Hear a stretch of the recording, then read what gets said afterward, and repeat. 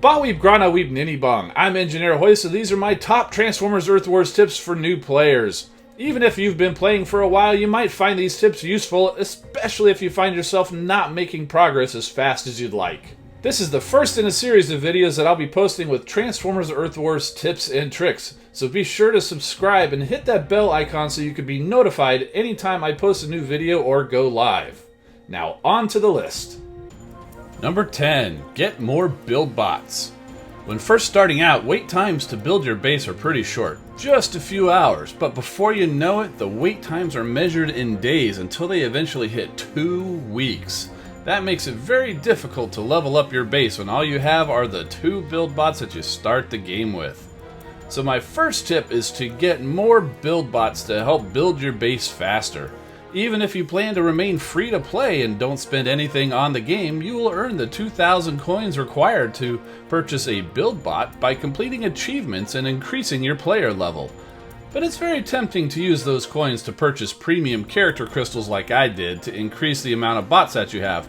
Resist this temptation.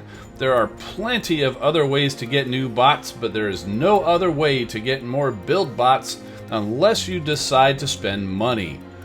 If you do decide to spend a little to get the build bots, look for the build bot bundle, which is a better deal than purchasing the coins alone.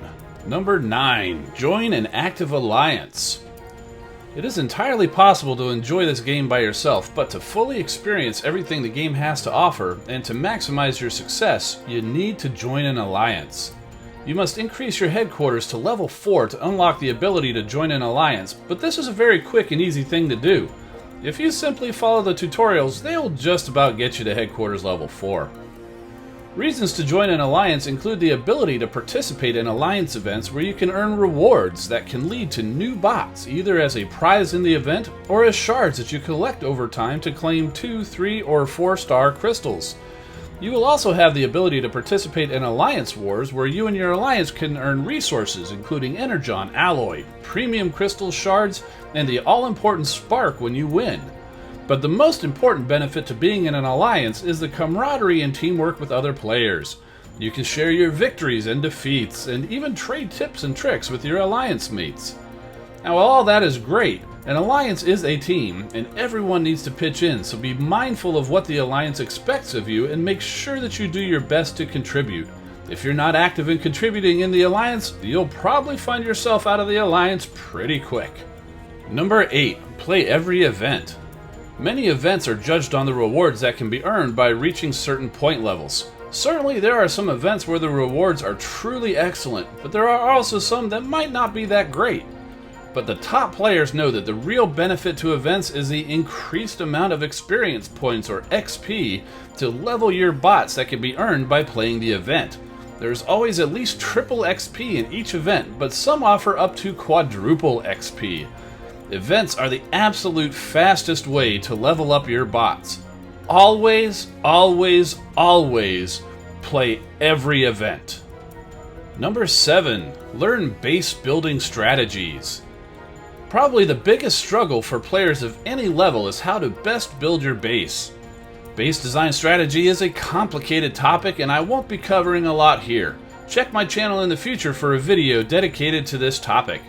In the meantime, my top tip for base design is to avoid grouping your defenses, especially the strong ones like mortars, beam lasers, and missile launchers. When these are close together, they are vulnerable to attack by bots that do area of effect damage. That includes bots like Jazz and Mixmaster, Sunstreaker and Swindle, and Air Raid and Slipstream, among others. Number 6. Learn how to power level. Power leveling is a term used to describe getting a bot a lot of XP to increase its power level faster than would normally be possible in normal gameplay.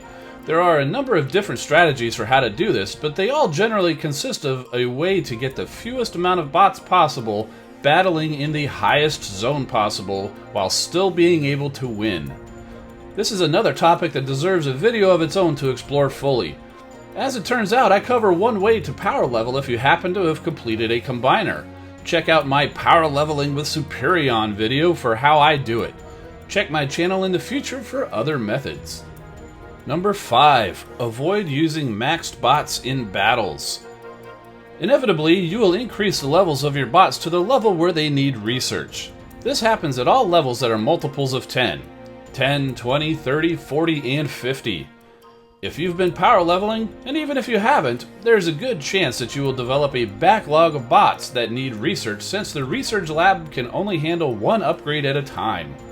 When a bot needs research, also referred to as maxed since the results screen shows at max level, it can still be used, but it does not receive any more XP from the battle, and that XP is not distributed amongst the other bots. It is simply lost.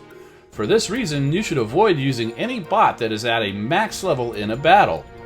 That said, if you have no other bots available and would have to send in less than a full team to battle, then it may be better to use the max bot and battle in a higher zone where the other bots would earn additional XP than to drop to a lower zone.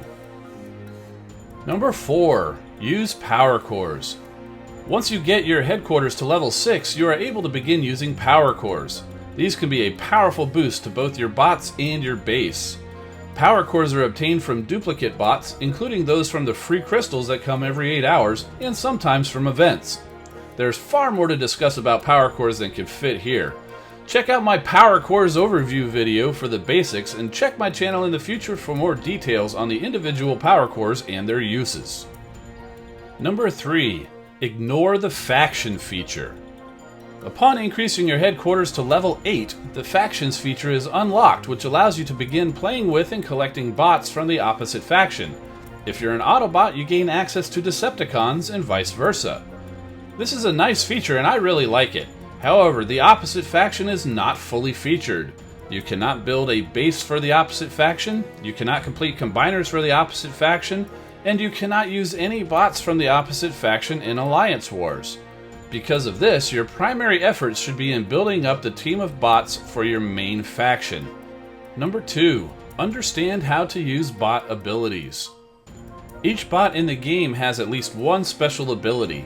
Many of them are straightforward and easy to understand how they are to be used. Others require a deeper understanding because they work best when combined with other abilities, or can actually work against you if you're not careful. We can't cover all cases in this video, but here are 2 examples. The first is the air raid and slipstream ability, the Fusion Bomb. This ability can cause a large amount of damage but does not cause any damage on its own. Once the ability is used on a building, that building must be destroyed by some other method within 20 seconds for the Fusion Bomb to activate. If not, the ability does nothing. The other example I want to point out is the ability of Optimus Primal and Beast Wars Megatron Battle Orders. This can be a very useful ability in that it gives your entire team a health shield and makes them prioritize defenses for 15 seconds. The thing to watch out for though is that it will pull away any bot that is attacking the headquarters to search out defenses, since the headquarters is not considered a defense. Number 1. Play the game. My final tip to be successful in Transformers Earth Wars is to put in the time to play the game. You can't implement any of these other tips if you don't play. It can be a lot of work to progress to a high level, but remember, it's still a game and it's all about having fun. So there you have my top Transformers Earth Wars tips for new players. What tips would you offer to new players? Or, if you're a new player, what would you like to learn more about? Let us know in the comments. I'm Engineer Hoist. Keep rolling, my friends. See you next time.